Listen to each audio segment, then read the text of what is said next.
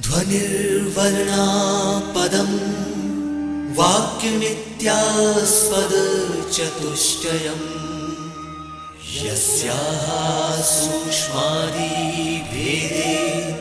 वाग्देवीं तामुपास्महे।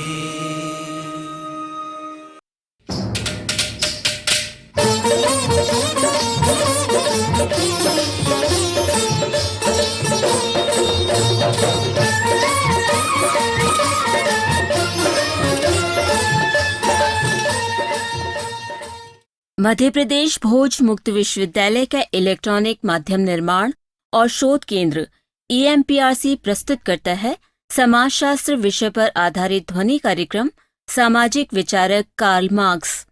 ये कार्यक्रम BA समाजशास्त्र के तृतीय वर्ष के विद्यार्थियों के लिए प्रथम प्रश्न पत्र समाजशास्त्री विचारों का आधार की दूसरी इकाई पर आधारित है। इस कार्यक्रम की विषय विशेषज्ञ हैं डॉक्टर माधवी लता दुबे। कार्यक्रम का ध्वनि मुद्रण, संपादन और प्रस्तुतिकरण किया है अमर बहादुर यादव ने। तो श्रोताओं, आइए सुनते हैं ध्वनि कार्यक्रम सामाजिक विचारक कार्ल मार्क्स।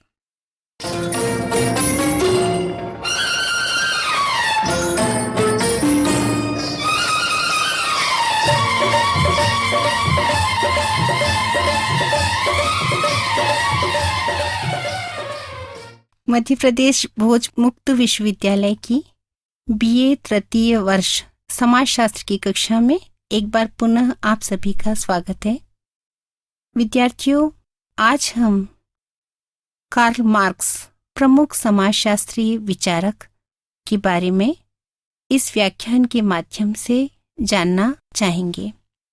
आज के इस व्याख्यान के माध्यम से आप समझ सकेंगे कि समाजशास्त्र के प्रमुख विचारक होने के नाते कार्ल मार्क्स के प्रमुख सिद्धांत कौन से हैं, उनकी प्रमुख कृतियों के माध्यम से उन्होंने किस तरह समाजशास्त्रीय अध्ययन में अपना योगदान दिया और समाजशास्त्र उनके इन सिद्धांतों के माध्यम से समाज को समझने में, समझाने में किस तरह मददगार हुआ।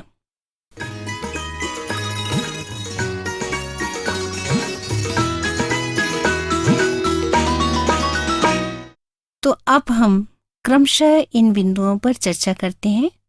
जर्मन समाजशास्त्री कार्ल मार्क्स साम्यवाद के जनक के रूप में माने जाते हैं। दरअसल में उस समय की जो परिस्थितियां थीं समूचे यूरोप की, उसमें तेजी से औद्योगिक क्रांति के बढ़ने से समाज में बहुत फेरबदल और व्यवस्थाएं प्रभावित हो रही थीं। उसमें सबसे जो बड़ी बात थी वह यह कि बहुसंख्यक लोग साधन विहीन थे, जिनके पास उत्पादन के साधनों पर स्वामित्व नहीं था, और कुछ लोग उन पर नियंत्रण रखते थे। तो कौन सी ऐसी परिस्थितियां थीं जिनमें उन्होंने अपने सिद्धांतों को प्रतिपादित किया? यह बात हमें उनके योगदान में जो सिद्धांत हैं इन पर चिंतन करने पर बल देती है।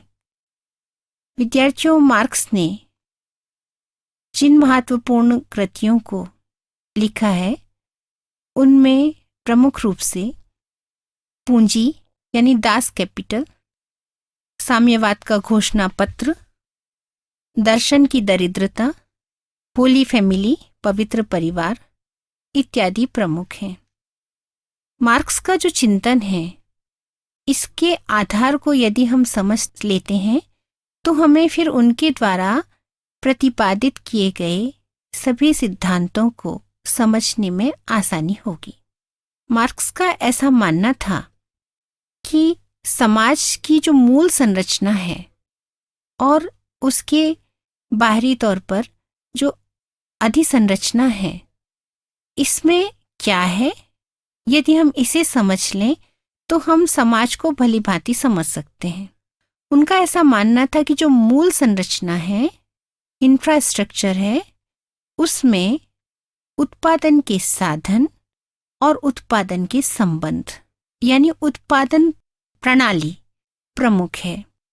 और जैसे उत्पादन प्रणाली होगी, समाज की जो बाह्य संरचना है जिसमें हम सारी व्यवस्थाओं को पाते हैं, यानी शिक्षा है, राजनीति है, मनोरंजन है, इत्यादि जितनी भी चीजें हैं जो समाज में हैं, ये सब मूल संरचना की प्रणाली से प्रभावित होती हैं। इस आधार पर यदि आप समझ सकते हैं कि मार्क्स का केंद्र बिंदु जो चिंतन का है वह है आर्थिक कारक समाज को कैसे प्रभावित करते हैं, तो हम यह न समझें कि यह इनका चिंतन सिर्फ अर्थशास्त्रीय दृष्टिकोण से उचित है, बल्कि हम यह समझें कि समाज को समझने के लिए आर्थिक कारक कैसे महत्वपूर्ण हैं। तो मूल संरचना जैसी होगी, समाज की बाह्य संरचना जो है, अधिसंरचना जिसको उन्होंने कहा, वह भी वैसी होगी। जैसे विद्यार्थियों, प्रारंभिक जो मनुष्य था, जो जीवन था प्रारंभिक, उसमें उत्पादन की कोई प्रणाली विकसित नहीं हुई थी। हथियार उस समय सबसे बड़ी पूंजी थी, क्योंकि वह शोषण का आधार थी। जो शक्तिशाली था वह कमजोर पर शासन करता था, तो उस समाज के मूल्य भी वैसे ही थे, यानी शक्ति ही सत्य है, यह मूल्य था। फिर धीरे धीरे जैसे उत्पादन की प्रणाली बदली तो वैसे समाज भी बदलने लगा, यानी परंपरागत स्वरूप सत्ता में हम देखें तो शासन की प्रणाली भी बदलती गई। निरंकुश शासक, सामंतवाद, और फिर आगे चल के जब पूंजीवाद आया तो समाज में व्यक्तिगत स्वतंत्रता, संपत्ति का संचय इत्यादि सामने आने लगी घटनाएं, और हमारे जो मूल्य थे, हमारी जो शिक्षा थी, मनोरंजन था, राजनीति थी, सब कुछ बदलने लगा। समाज की इकाइयां, व्यक्तियों के संबंध इत्यादि परिवर्तित होने लगे। तो मार्क्स ने आर्थिक कारकों को केंद्र में रखकर समाज को समझने के लिए अपने सिद्धांतों को प्रस्तुत किया।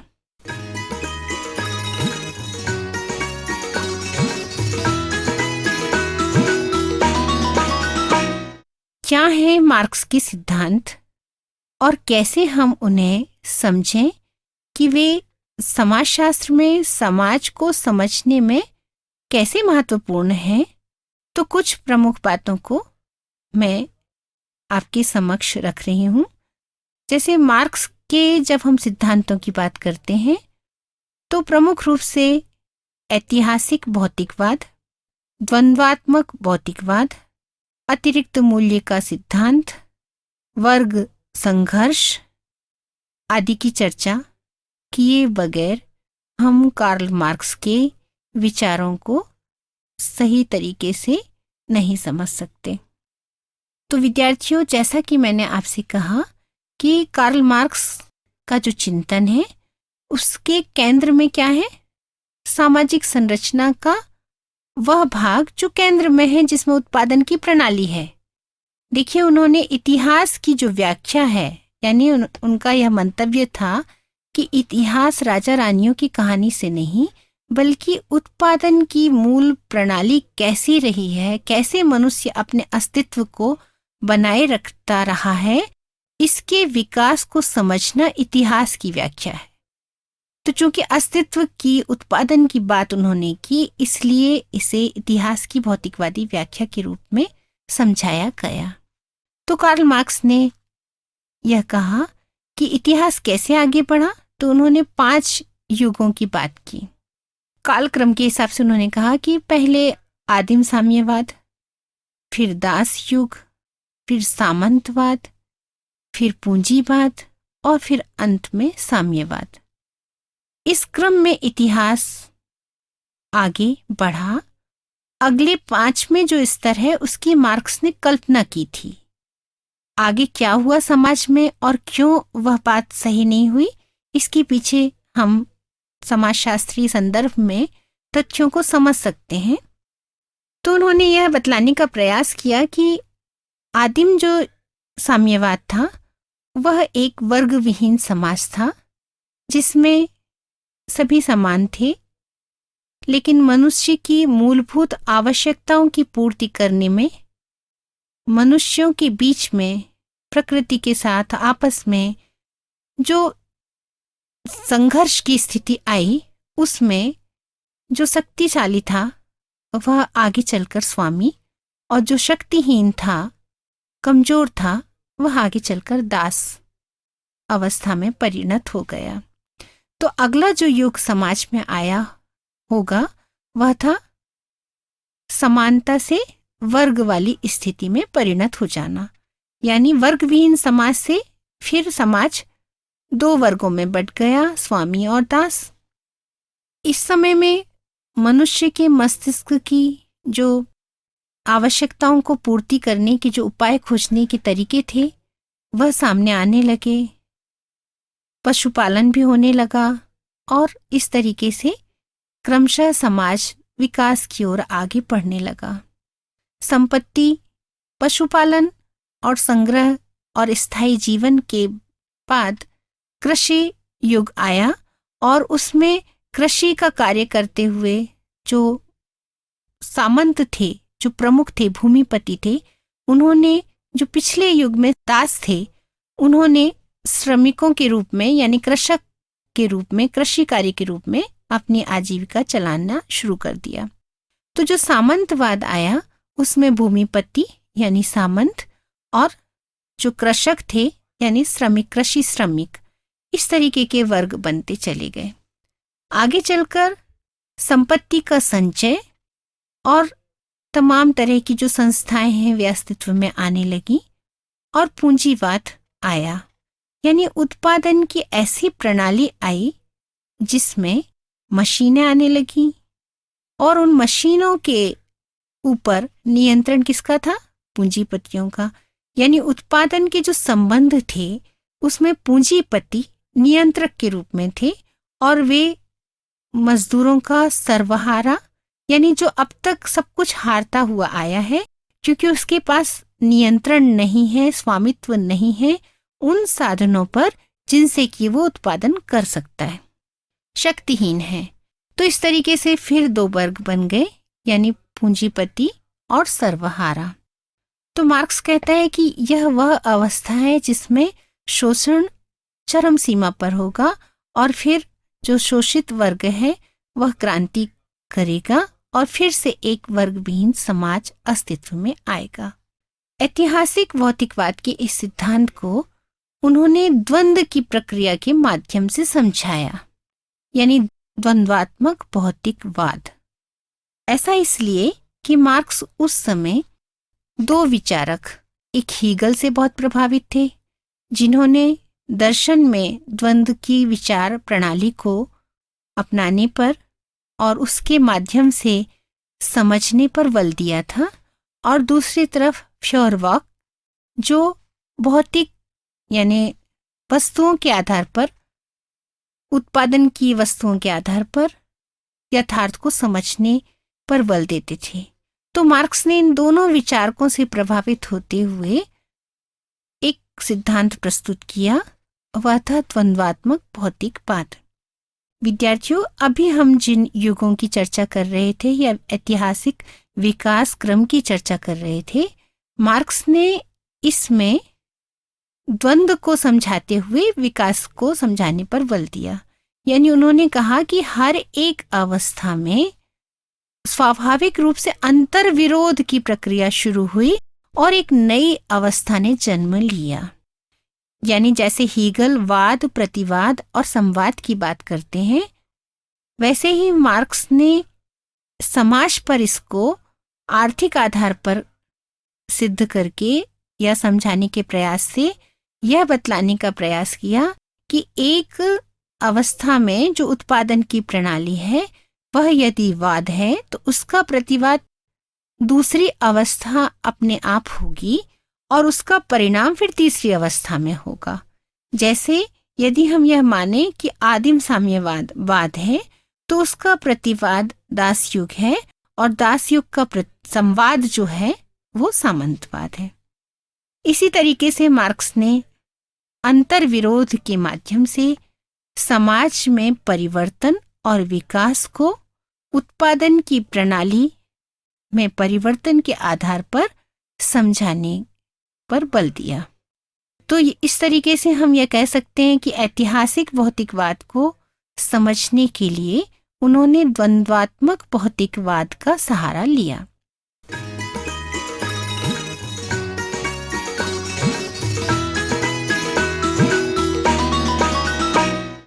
विद्यार्थियों, जिस प्रणाली की मार्क्स ने चर्चा की उसमें उन्होंने इन प्रक्रियाओं को समझने के लिए एक और नया सिद्धांत दिया। वह सिद्धांत क्या था? वर्ग संघर्ष का सिद्धांत। वर्ग संघर्ष का सिद्धांत से अभिप्राय यह है कि मार्क्स यह कहते हैं कि दुनिया में जो आज तक का इतिहास है वह सहयोग का नहीं वरन वर्ग संघर्ष का इतिहास है। यानी एक अवस्था से दूसरी अवस्था में जो परिवर्तन हुआ वह वर्ग संघर्ष के कारण हुआ।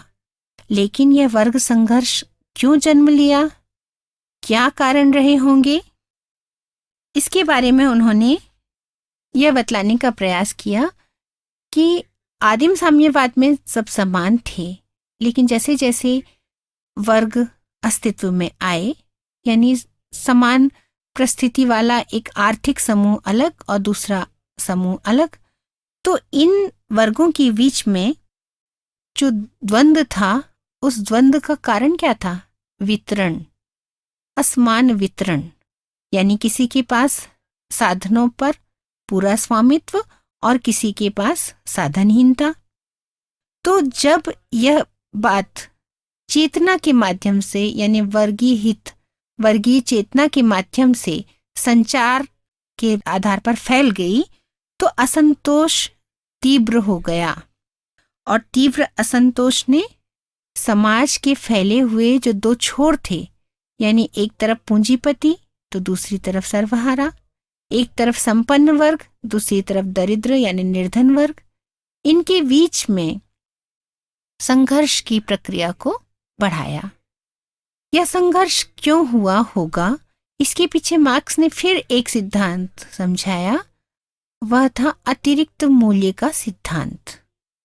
अतिरिक्त मूल्य का सिद्धांत से अभिप्राय मार्क्स का यह मानना था कि जब कोई वस्तु का उत्पादन होता है तो जो उसकी लागत मूल्य या कीमत है और जो उसकी विक्रय की कीमत है, इन दोनों के बीच में जो अंतर है उसमें जो लाभ है वह पूंजीपति के पास जाता है, जबकि मजदूर को उसकी सिर्फ मजदूरी मिलती है। पर मजदूर अपनी जो वाजिब मजदूरी है उसके अनुरूप निर्धारित कार्य से अधिक कार्य करता है और उसके बदले में जो लाभ है वह पूंजीपति के पास चला जाता है। यानी मजदूर से जो अतिरिक्त श्रम करवा के जो लाभ प्राप्त करके पूंजीपति निरंतर बड़े होते जाते हैं और मजदूर साधनहीन बना रहता है। यही वह कारण है जिससे वर्ग संघर्ष की प्रक्रिया तीव्र होने की संभावना को मार्क्स ने अपने सिद्धांत में समझाने का प्रयास किया। तो मार्क्स ने यह माना कि जब संघर्ष की स्थितियां तीव्र हो जाएंगी, असंतोष बढ़ जाएगा, तब निश्चित तौर पर एक ऐसी समाज व्यवस्था जन्म लेगी जिसमें पुनः सब समान होंगे, यानी साम्यवाद निश्चित तौर पर आएगा, ऐसा कार्ल मार्क्स का मानना था और उन्होंने इस आधार पर अपने सिद्धांत में भविष्यवाणी भी कर डाली। लेकिन विद्यार्थियों, ऐसा समाज में हर जगह नहीं हुआ। तो हमें एक बार समाजशास्त्र का विद्यार्थी होने के नाते विभिन्न अध्ययनों के आधार पर यह समझना आवश्यक है कि कौन से ऐसे कारण हैं कि जिनसे कार्ल मार्क्स के द्वारा दिए गए सिद्धांत की भविष्यवाणियां सही नहीं हुई। कौन सी परिवर्तित दशाएं थीं जिनमें समाज की रचना दूसरे तरीके से होने लगी। और यह भी जानना जरूरी है कि क्या मार्क्स का यह सोचना कि इतिहास इसी क्रम में आगे बढ़ा, क्या सिर्फ संघर्ष से ही इतिहास तैयार हुआ, इन पर भी हमें जानना आवश्यक है।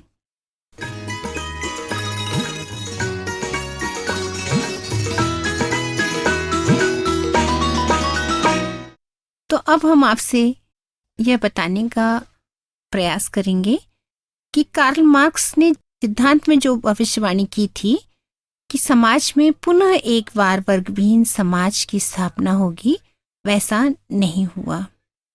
तो क्यों नहीं हुआ, उसके कारण में हम आपको एक अन्य समाजशास्त्री डारेनडॉर्फ, जिन्होंने class and class conflict in industrial society पुस्तक लिखी है, उसमें जो समझाया उस पर यदि आप ध्यान देंगे तो आपको विदित होगा कि कार्ल मार्क्स ने जिस समाज का अध्ययन किया, यानी इंग्लैंड में जो औद्योगिक क्रांति हुई थी, उसके चरम रूप को उन्होंने समझा और उसके जो परिणाम थे उनके आधार पर वे यह भविष्यवाणी कर बैठे थे कि समाज पुनः वर्गविहीन हो जाएगा, संघर्ष चरम हो जाएगा।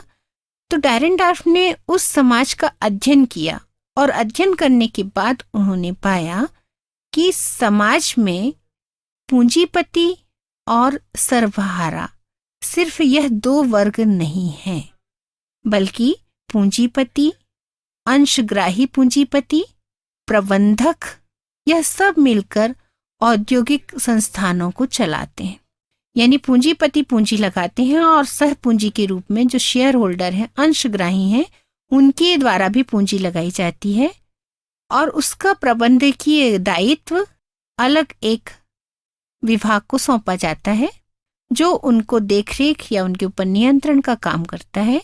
इसके साथ ही कुछ निश्चित नियम बनाए गए, जिन नियमों ने सेवा शर्तों को तय किया, बोनस, जो भी कार्य के अनुसार आपको पारिश्रमिक मिलना चाहिए मजदूर को, वे सारे नियम जब सामने आने लगे तो विवाद या संघर्ष की स्थितियां टल गईं और पूंजीवाद की जो स्थिति थी वह अधिक मजबूत हो गई। इसके अलावा हम अन्य विचारकों को देखें तो उन्होंने भी कुछ इस तरीके से समझाया है, जैसे रोस्टोव ने यह बताया कि समाज के विकास क्रम में एक स्थिति के बाद दूसरी स्थिति आगे बढ़ती जाती है और इसमें संघर्ष हो यह जरूरी नहीं है, बल्कि सहयोग प्रमुख रहा है। इसके साथ ही यदि हम भारतीय संदर्भ में डॉक्टर राम मनोहर लोहिया के विचारों को पढ़ें, उन्होंने मार्क्स, गांधी एंड सोशलिज्म अपनी जो पुस्तक है उसमें यह बताया कि कार्ल मार्क्स ने आर्थिक कारकों से समाज को समझाने का जो बल दिया है, परिवर्तन की जो बात की है, उसमें आर्थिक कारक महत्वपूर्ण हैं, यह बात सही है, लेकिन इसके अलावा जो अन्य कारक होते हैं, सांस्कृतिक, वैचारिक, इनकी चर्चा मार्क्स ने अपने सिद्धांत में नहीं की। तो समाज को समझना है यदि, तो हमें अन्य विचारधाराओं को देखकर इस नतीजे पे हम पहुंच सकते हैं कि आर्थिक कारक समाज की घटनाओं को प्रभावित करने में महत्वपूर्ण होते हैं, लेकिन सब कुछ आर्थिक कारक हो ऐसा हम नहीं मान सकते। इसके अलावा आप अपने पाठ्यक्रम में अन्य जो विचारक हैं इनके आधार पर भी समझ सकते हैं कि समाज के विकास को, परिवर्तन को समझने में मार्क्स जहां सामाजिक संरचना में केंद्र में उत्पादन की प्रणाली, उत्पादन के संबंधों के आधार पर समाज की बाह्य संरचना और इसके बदलते स्वरूप की चर्चा करते हैं, वहीं दूसरे विचारकों का यह मानना है कि मनुष्य की जो भी क्रियाएं हैं वह किसी एक कारण से नहीं बल्कि अन्य कारकों से भी प्रभावित होती हैं। उसमें संस्कृति भी महत्वपूर्ण है, धर्म भी महत्वपूर्ण है जो संस्कृति का ही एक भाग है, चिंतन भी महत्वपूर्ण है, इत्यादि।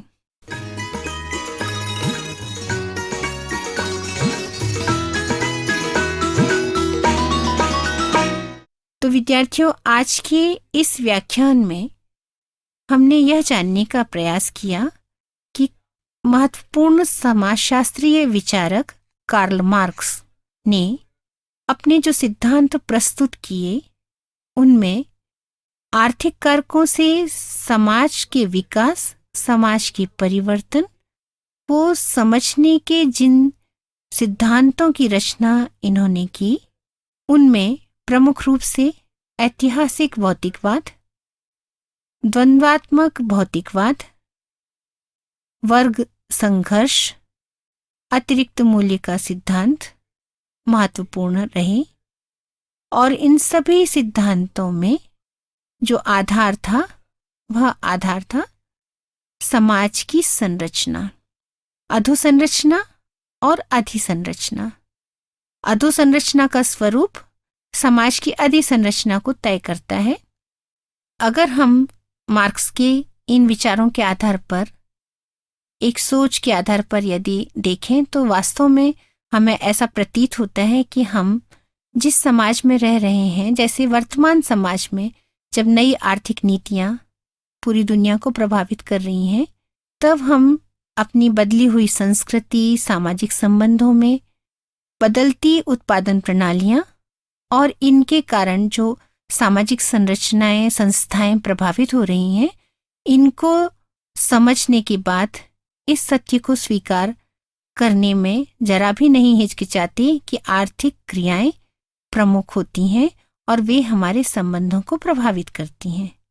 लेकिन समाज में जो व्यवहार व्यक्ति अंतःक्रिया के माध्यम से करता है, उसमें सिर्फ एक कारण नहीं बल्कि अन्य अनेक कारण, अनेक घटनाएं और परिस्थितियां जिम्मेदार होती हैं जो व्यक्ति के व्यवहार को प्रभावित करती हैं। तो समाज का विकास और समाज में जो परिवर्तन है उसके पीछे किसी एक कारक पर नहीं बल्कि बहुकारकी सिद्धांत के आधार पर हम सभी तथ्यों के महत्व को स्वीकार कर सकते हैं। तो आज आपने जाना समाजशास्त्री विचारक कार्ल मार्क्स के विचारों को। आज की कक्षा में बस इतना ही। अगली कक्षा में हम पुनः उपस्थित होंगे। धन्यवाद।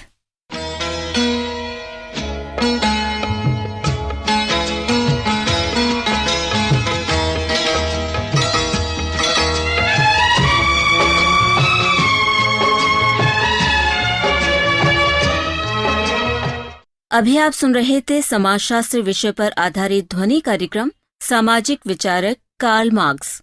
कार्यक्रम की विषय विशेषज्ञ और वार्ताकार थी डॉक्टर माधवी लता दुबे। निवेदिका थी अनुराधा। इस कार्यक्रम का ध्वनि मुद्रण, संपादन और प्रस्तुतिकरण किया अमर बहादुर यादव ने। ये कार्यक्रम मध्य प्रदेश भोज मुक्त विश्वविद्यालय के इलेक्ट्रॉनिक माध्यम निर्माण और शोध केंद्र EMPRC द्वारा निर्मित किया गया।